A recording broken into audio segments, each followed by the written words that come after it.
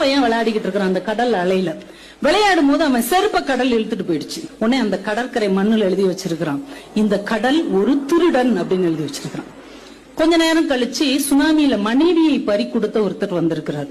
அவர் அப்படியே அந்த கடலை அப்படி விரிச்சு பார்த்துக்கிட்டே இருந்துட்டு அந்த கடற்கரை மண்ணுல அவர் எழுதியிருக்கிறார், இந்த கடல் ஒரு கொலைகாரன் அப்படின்னு எழுதியிருக்கிறார். அன்னைக்கு நிறைய மீன்கள் கிடைக்கப்பட்ட ஒரு மீனவன் அதே கடற்கரை மண்ணுல எழுதுனா, இந்த கடல் ஒரு கொடையாளி அப்படின்னு எழுதுனா. கொஞ்ச நேரம் கழிச்சு முத்து குளிக்க போன ஒருத்தர் விலை உயர்ந்த முத்தோட வந்தார். அவர் எழுதினார், இந்த கடல் ஒரு மிகப்பெரிய வள்ளல் அப்படின்னு எழுதினார். இவ்வளவு பேரும் எழுதிட்டு போயிட்டாங்க. கடல் நேரா வந்து எல்லாத்தையும் அழிச்சுட்டு போயிடுச்சு.